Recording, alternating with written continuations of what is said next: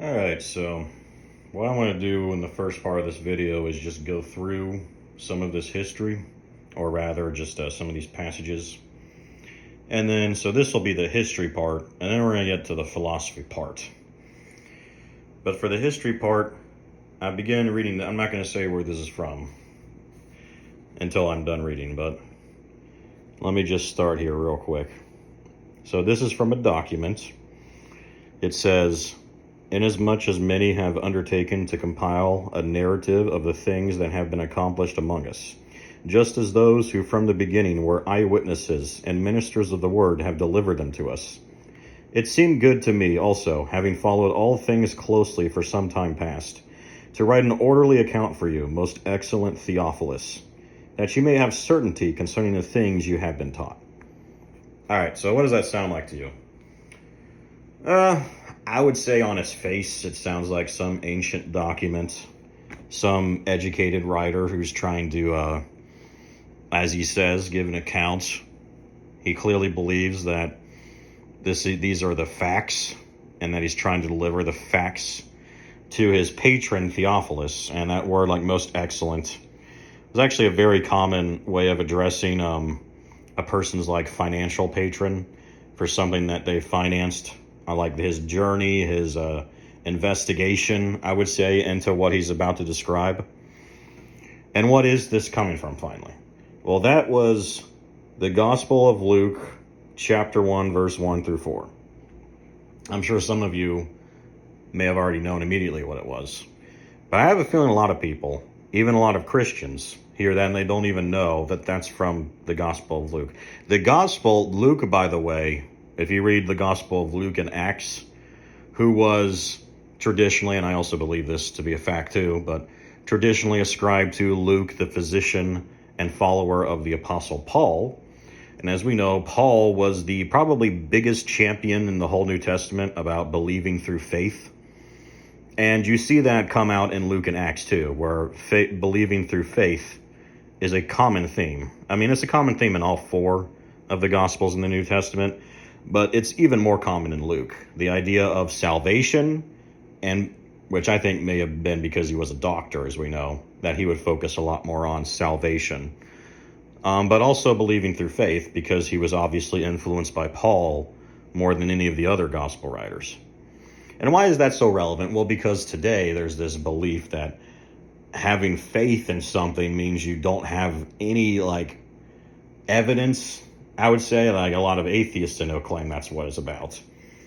Like, you have no I wouldn't really say evidence so much as if I had to put like a specific word on it or phrase, maybe like objective justifications, like how you would justify like believing anything else. Like, why do you believe black holes exist? Well, because gravitational lensing allows us to see the objective reality of them by seeing the effects on gravity and space-time that can only be explained by the existence of black holes, which we can't see directly because light can't even escape black holes.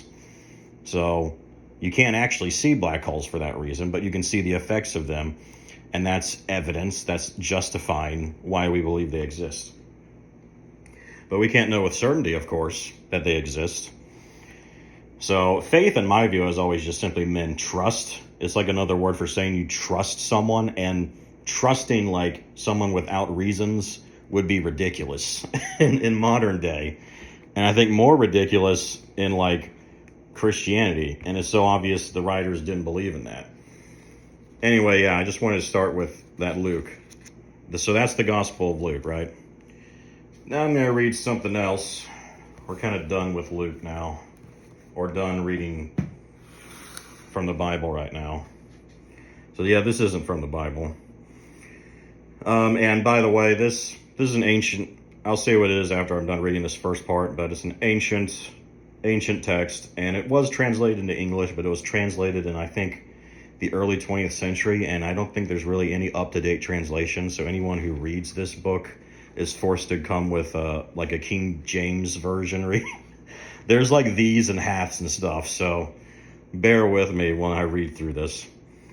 Whereas the war with the Jews made with the Romans hath been the greatest of all those, not only that has been in our times, but in a manner of those that ever have been heard of, both of those wherein cities have fought against cities, or nations against nations, while some men who were not concerned in the affairs themselves have gotten together vain and contradictory stories by hearsay, and have written them down after a sophistical manner.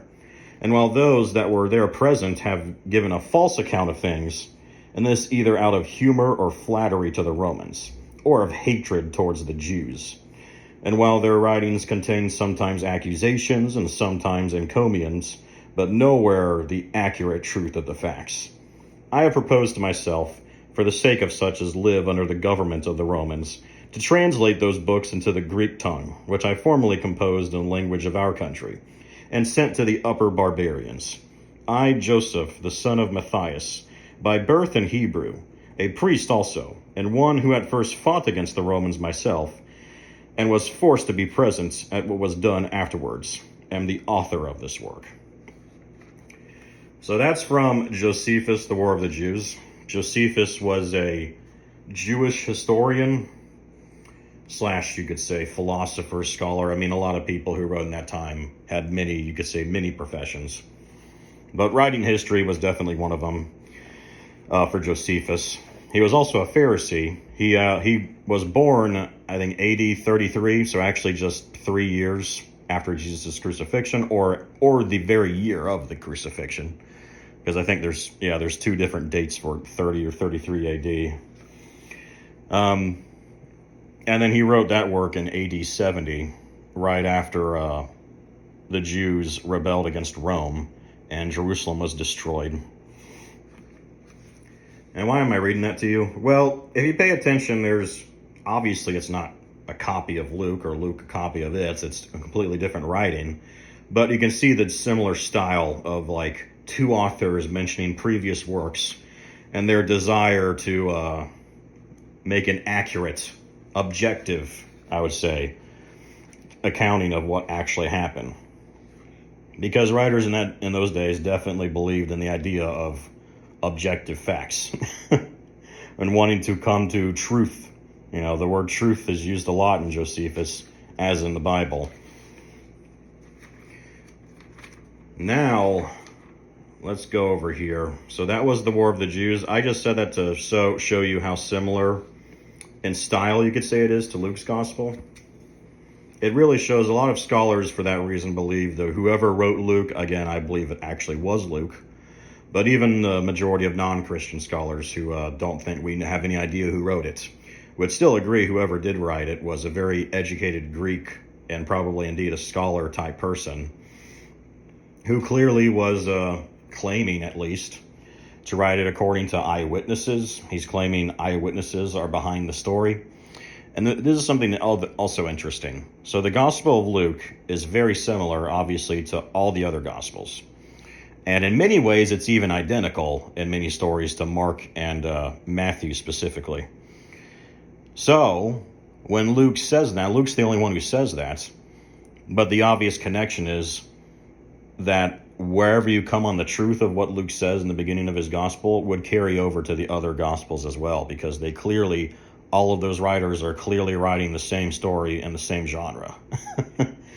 So when Luke says that, a lot of scholars think he actually used Mark and Matthew, or at least Mark, as a source for his works. But that's actually interesting, because that would mean that Luke is actually telling the writers that the writer of Mark's gospel is either an eyewitness himself or using eyewitnesses, and that the Luke somehow was in a position to know that. Anyway, so aside from that, let's now read more Josephus. This is his Antiquities of the Jews, a different book that he wrote after the War of the Jews. This was written at the very end of the first century. I think around the 90s AD, literally the last decade of the first century. And let's see, I want to read that one first. Let's read this one first. So this, just to put in references, in Book 18, Chapter 5.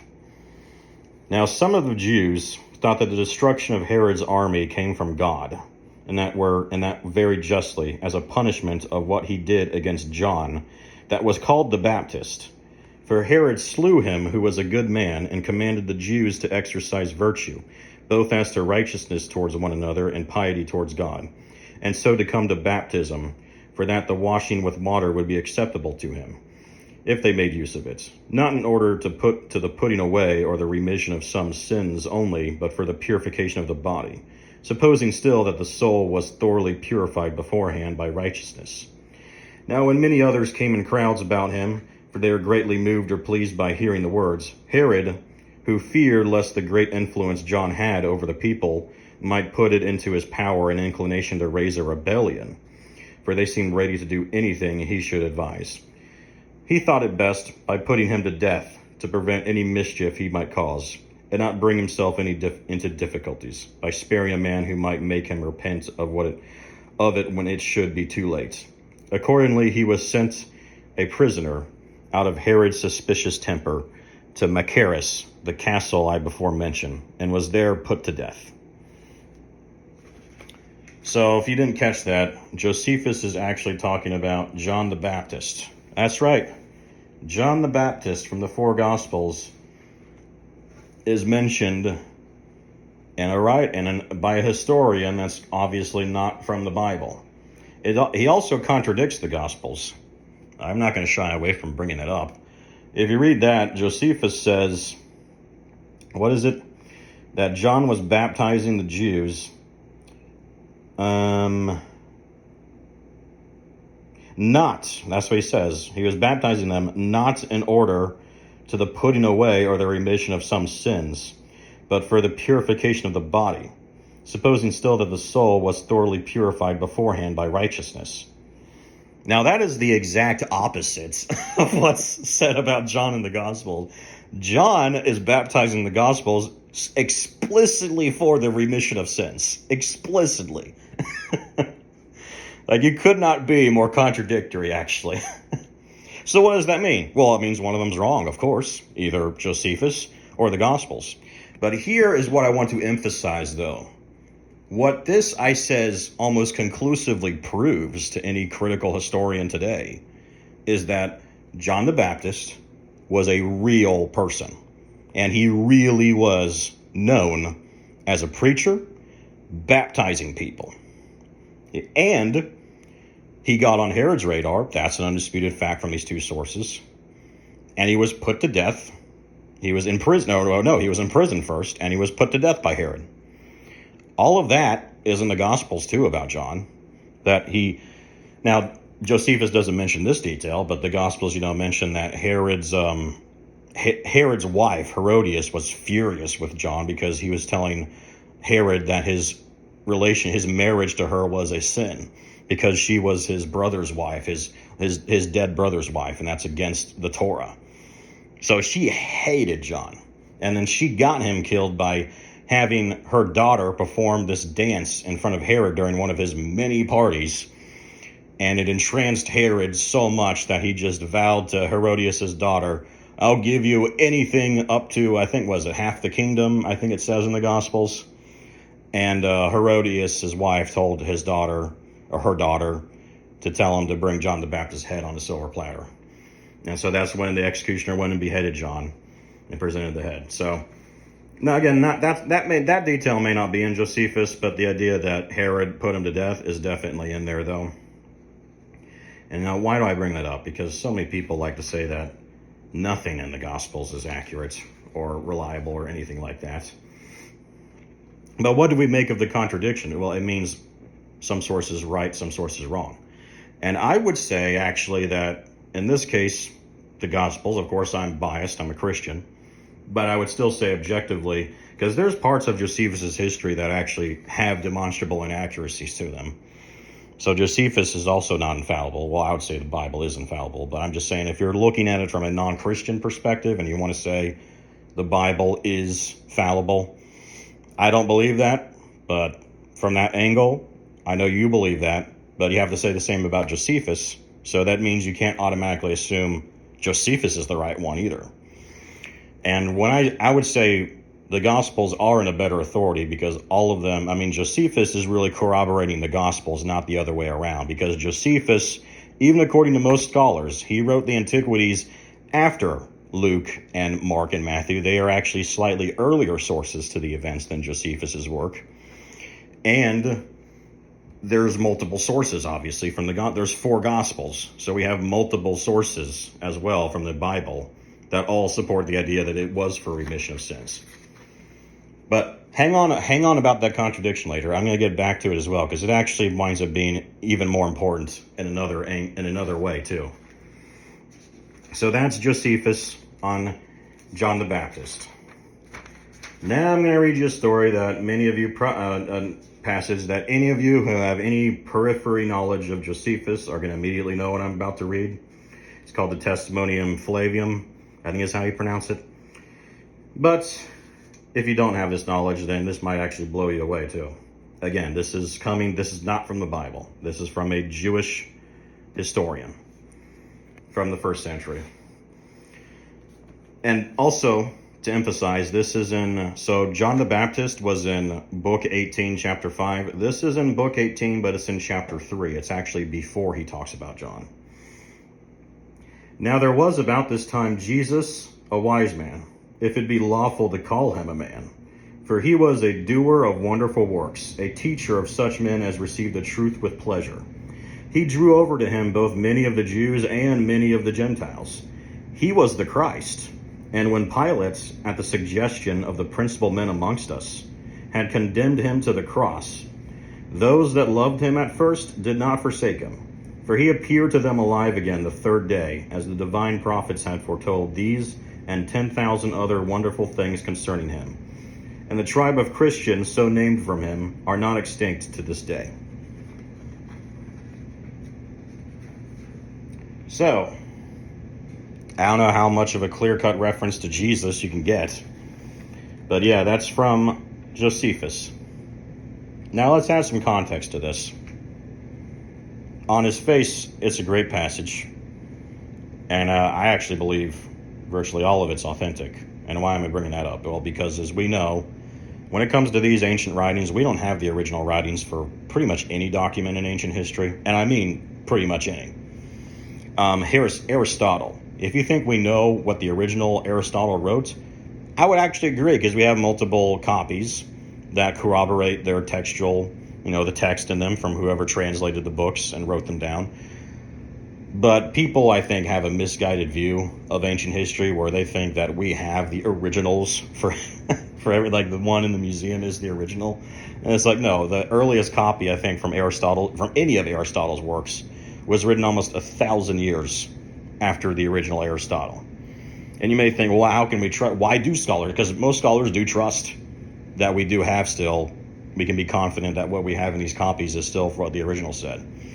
Well, because again, we have multiple copies. Scribes, for one, yes, they could make mistakes, but people overestimate that, because in the ancient times, precisely because it was a very different culture, scribes like these did care and did train their entire lives, literally, and spent a ton of money just to be able to learn how to write and learn how to copy a text down accurately as they could.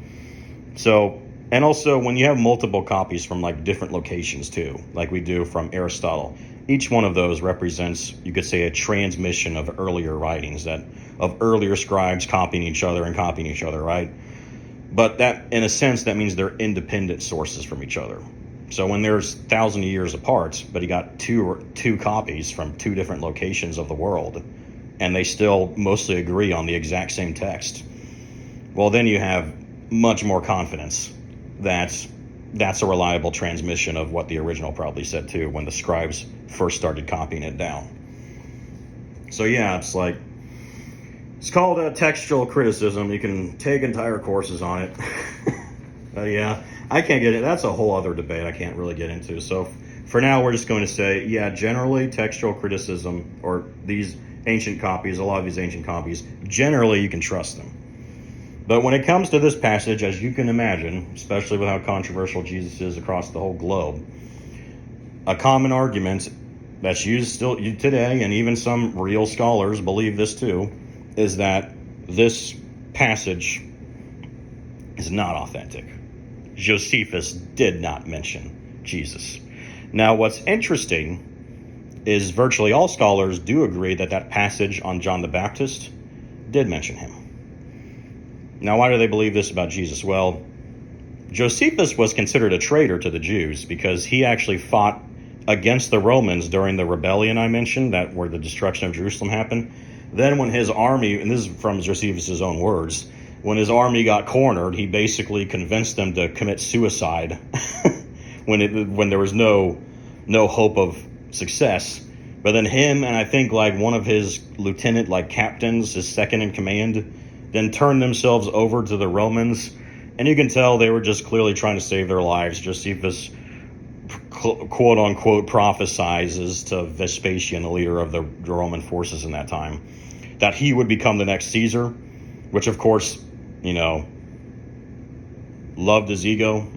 So when it actually did happen, that's when Josephus was given a Roman citizenship, a Roman title. That's why he's called Flavius, because he was part of the Flavian Roman family at that point. And so obviously you can imagine, understandably, a lot of Jews didn't like that. So they didn't care and didn't want to preserve his works anymore. But obviously Christians did want to preserve his works. And because of that, you could say that this is what the saying goes, that Christians altered this text to make it look more Christian, basically. Now let's throw this out there right now. The idea that this text, though, what you just read, is entirely made up is not what most scholars believe. Most scholars believe that certain sections, I think some believe maybe the miracles, and then others, when he says that he was the Christ and the resurrection and the prophecies, those were added later. I'm actually going to argue that I don't think any of that's accurate. Because Josephus, he very much, when you read, I've read all of his works now, when you read Josephus, he was very vicious towards the Jews who started the rebellion. Now, you have to understand, though, he's writing for a Roman audience when he gave himself up to the Romans. So he's clearly also trying to save his skin. You got to understand the biases of all the writers you're reading, and Josephus definitely had plenty. But when you read Josephus, there's many instances where it shows he has almost like a dual loyalty that's clashing in his works, where he still considers himself a Jew and he wants to he's writing the Antiquities because he wants to preserve the history of the Jews after the destruction that happened. So he still considers himself very Jewish and trying to defend the Jews. But at the same time, he has to placate his Roman audience. So he has like a dual clash of bias for that reason. Now, I personally think that Josephus genuinely did blame the rebels for what happened to Jerusalem and everything. Because, again, maybe he didn't when he obviously joined them. But people still can change their minds and reflect. And also, it's such an emphasized part in his works that I think even though you could say, yeah, it's a bias from writing to the Romans, I wouldn't disagree. It's so often and so emphasized in his works that I still tend to think that it was a genuine belief of his at that point. But you know what? Regardless, it doesn't really matter, because either way, whether he's completely lying, he's just completely just placating and that's it. Either way, or if he genuinely believed it, either way, it would still explain why when he talks about Jesus, he's so friendly towards him as someone that he himself says was a peaceful person. So in Josephus's eyes, just Jesus did not cause the destruction of Jerusalem because he was one of the peaceful messianic preachers. So it makes sense to me why he would be so friendly about Jesus. Also, let's go to, that's actually not the first passage he mentions about Jesus. Now we're going to turn over to one last passage, going all the way now to book 20. And this is actually right before the rebellion happens. And now Caesar, upon hearing the death of Festus, sent Albinus into Judea, a procurator. But the king deprived Joseph of the high priesthood and bestowed the succession to that dignity on the son of Ananus, if I'm saying that right, who is also himself called Ananus. Now the report goes that this elder Ananus proved a most fortunate man, for he had 5 sons who had all performed the office of a high priest to God. And he himself enjoyed that dignity a long time formerly, which had never happened to any other of our high priests. But this younger Ananus, who, as we have told you already, took the high priesthood, was a bold man in his temper, and very insolent. He was also of the sect of the Sadducees, who are very rigid and judging offenders, above all the rest of the Jews, as we have already mentioned. When therefore Ananus was of this disposition, he thought he had now a proper opportunity to exercise his authority. Festus was now dead, and Albinus was but upon the road. So he assembled the Sanhedrin of judges, and brought before them the brother of Jesus, who was called Christ, whose name was James, and some others, or some of his companions. And when he had formed an accusation against them as breakers of the law, he delivered them to be stoned. But as for those who seemed the most equitable of the citizens, and such as were the most uneasy at the breach of the laws, they disliked what was done. They also sent to the king Agrippa, desiring him to send Ananus, that he should act so no more, for that he had already done, I know this is hard to read, already done was not to be justified. Whereupon Albinus complied with what they said, and wrote in anger to Ananus, and threatened that he would bring him to punishment for what he had done. On which King Agrippa took the high priesthood from him, when he had ruled but 3 months, and made Jesus the son of Damnaeus high priest. Obviously, that last Jesus is a different Jesus. He becomes the next high priest. But notice, he writes this almost like an afterthought. However, Josephus comes back to it later, and pointing out that a lot of Jews in that time believed that the reason that the temple was destroyed and Jerusalem was destroyed after the rebellion was because of what they did to James. They stoned him to death. And yes, if you're not paying attention, that's James, the brother of Jesus, who, if you read the Gospels, did not believe he was actually the Messiah during the gospel ministry of Jesus, but later on it's clear he became a Christian, a believer, because he becomes the leader of the Church of Jerusalem. So when Paul writes to some of the churches, including the Church of Jerusalem, James, Jesus' brother, is actually the leader of that church. So obviously he was in Jerusalem when this was happening, and he was probably known as a Christian. What's interesting is Josephus doesn't say he was a Christian, though. But that would still explain it again. It's another reason why I would say that the Gospels, the Bible, are more accurate sources, more trustworthy sources, because Josephus Josephus is corroborating them, not the other way around, because these holes in Josephus actually make sense when you read the Bible. So the Bible offers the explanation for why James was hated so much, because there really isn't an explanation in Josephus on why the Jews in that time, why the high priest hated James and wanted to kill him. But if you read the Gospels and Acts, it's it makes total sense. The high priests hated the early Christians and were persecuting them all the time. Now, some last minute observations on this. Notice that the passage on John the Baptist comes after Jesus. In the Gospels, John the Baptist is actually mentioned before, or Jesus doesn't start his public ministry until John basically finishes his. Also, Josephus spends more time actually talking about John than he does about Jesus, and he doesn't connect him to Jesus in any way. Now, how does that make sense? And I'm saying that as someone from the perspective of believing that Christians made up this stuff. because Christian scribes are the ones who transmitted Josephus' text. I mean, what's interesting is we have multiple copies of Josephus' text that show the integrity overall, just like other ancient sources of the text. There's not many crucial differences. So why then do we suddenly, when he talks about Jesus, though, then of course the Christian part of the scribes comes up to claim that he made this up? Well, see, it just doesn't make much sense to me. Why would these Christian scribes, if their goal was to just fabricate or even expand a selection about Jesus, why is it so tame, though?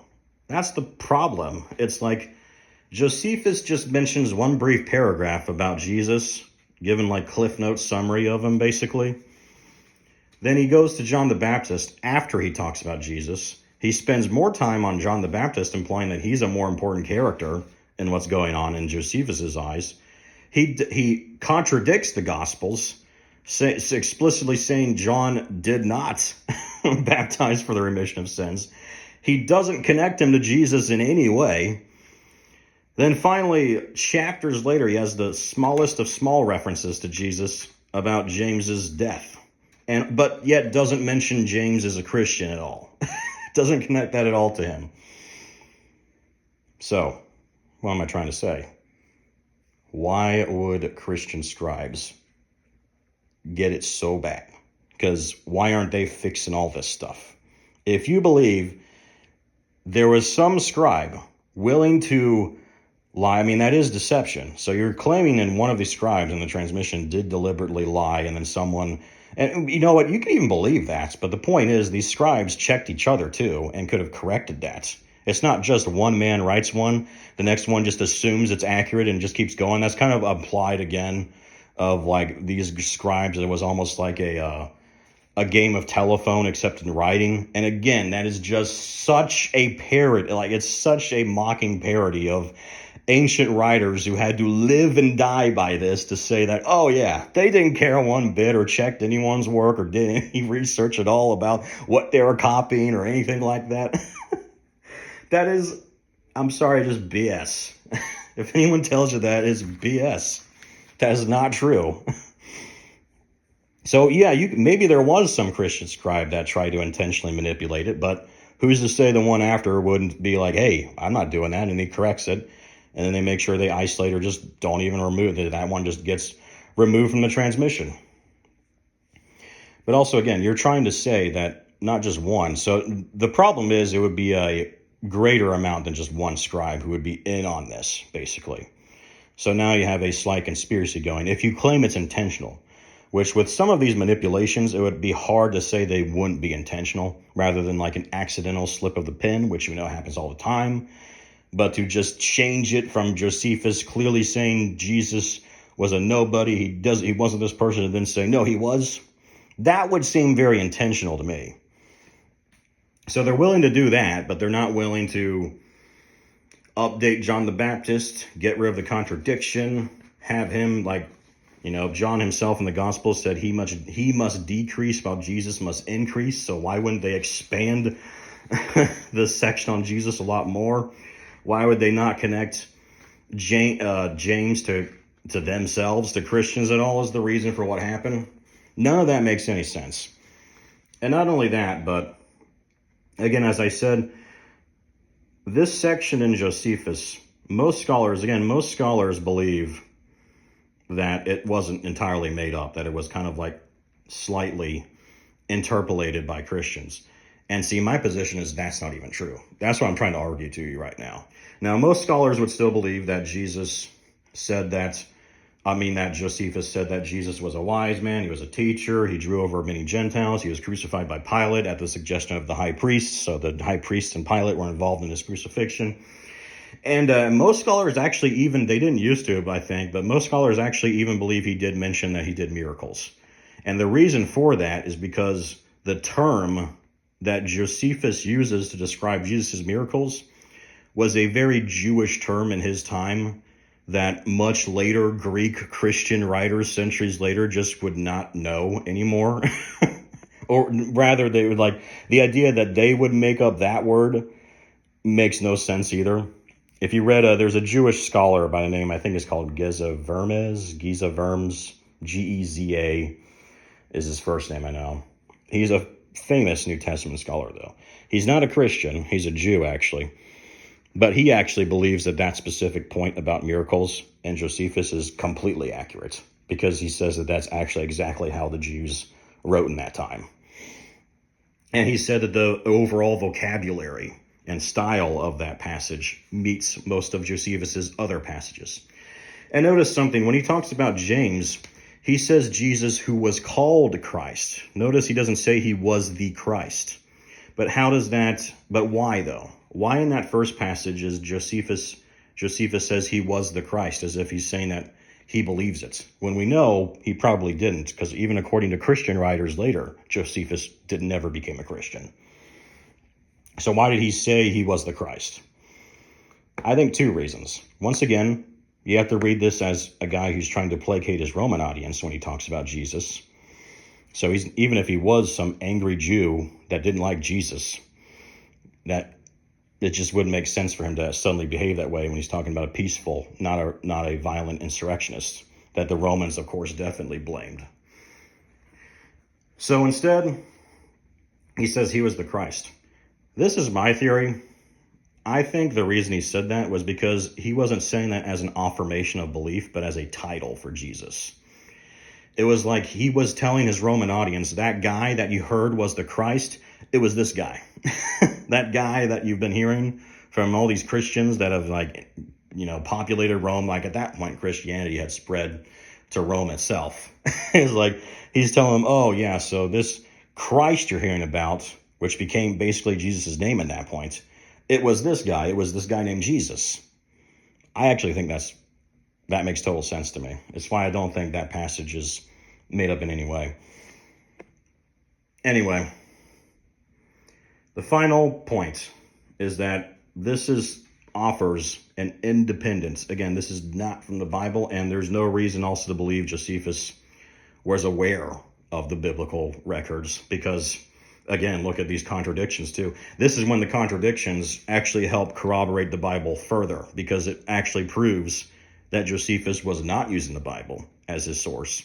He had his own sources, but they were independently confirming exactly what happened in the Bible too, even up to Jesus' miracles themselves, and the claim that he was resurrected after he died, which was by crucifixion. So, you read Josephus, it's almost like a general summary of what we know about him throughout the Bible. And I can already hear people saying, well, that means he copied from the Bible. It's like, I'm already hearing that argument, and I'm like, no, because again, that makes no sense. It's corroborating it, but when you look at the vocabulary, the style, the contradictions, then no, that makes no sense at all. You mean at best, this is giving that theory the most charity. At best, maybe Josephus was aware of the Bible and maybe used it to an extent, but the different style, contradictions, all that stuff would still prove that he was using other sources, though, besides the Bible. Now, I don't think he used it at all. I don't think there's any evidence he was aware of Luke or any of them. But if you want to believe that, you still have to believe he used other sources that still would corroborate it. Like, you can't deny that still. That's the best explanation for what we see there. I went too long on that. I'm sorry, I'm a history nerd, so forgive me. But, it's a very important text, obviously. I could go in more. I wrote an essay years ago about it, so don't make me go even longer on it. So I'm going to keep this next section very short, which is just the philosophy side note. We live in a culture today, I think, that celebrates relativism a lot. The idea that truth is relative, but this is interesting though. We don't celebrate it for any other area of life except when it comes to, I would say, religion. Because any other area of life, I was just talking about black holes, how we know they're true. Yeah, because people claim it's true. And people who don't believe in black holes, they're inherently saying those people are wrong. There's people who believe the earth is still flat. But I'm pretty sure everyone would agree, hey, no hard feelings towards you flat earthers, but yes, you're wrong. We're going to say the W word, you're wrong. But when it comes to religion, and I understand it some, we all want to be nice to each other, as we should. And whenever I debate with someone, that's the first thing that comes to my mind is like, because it's hard sometimes to be kind to people you disagree with on such a sensitive issue, but it's important you are. But does that mean that what I'm worried about is, does that mean that you can't say you're right and they're wrong still at the end of the day? I don't agree with that. I think it's even more important when it comes to religion, because you're literally talking about the arguments over if there's any meaning to life at all. Like, one, if there even is a meaning to life, and then two, what is that meaning? What is our purpose? And the Bible actually makes a very clear-cut case for it. We were made in the image of God to worship and adore him and to be adored by him.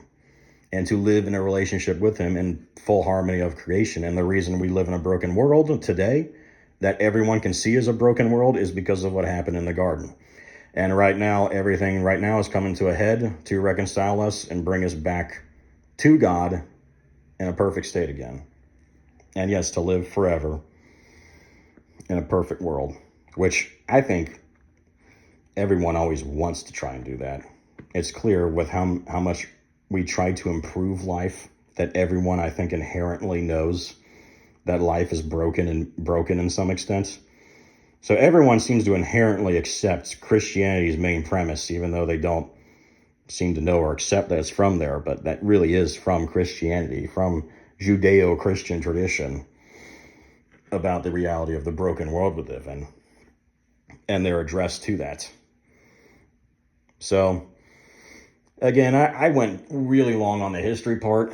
I just wanted to end on that because, of course, at the end of the day, am I saying, like, if you're not a Christian and you're listening to this, and you're asking, is this guy saying that I'm wrong? Is he telling me that? I would say, yes, but in love. Because the very fact I believe in Christianity is, I think, the most important truth of all life. Like, you cannot read the Bible and read about Christianity as a Christian and not come away ultimately from that, in that belief that this is the most important truth of life. And because I believe that, I really do want other people to believe as I do. But because of how important it is, it's because I want you to get it right. And I want me to get it right, and I don't a lot of the times. I'm starting to sound like a pastor now. I can just hear it saying, like, I don't always get it right, but I want, you know, yeah. Again, this is my own stream of conscience, but yep. This video is going to take so long to upload. Oh, I doubt anyone's going to hear up to 42 minutes, but yeah. Anyway, I'm done now. That's all I wanted to say. Just want to talk about Josephus, really. But also, yes, why it's an important truth. And it actually does corroborate at the end of the day, the basic story of the gospel is right there in Josephus, and it is a corroboration. There's other sources I could talk about, but I just wanted to focus on Josephus today because he's probably the most debated one. So anyway, see you next video.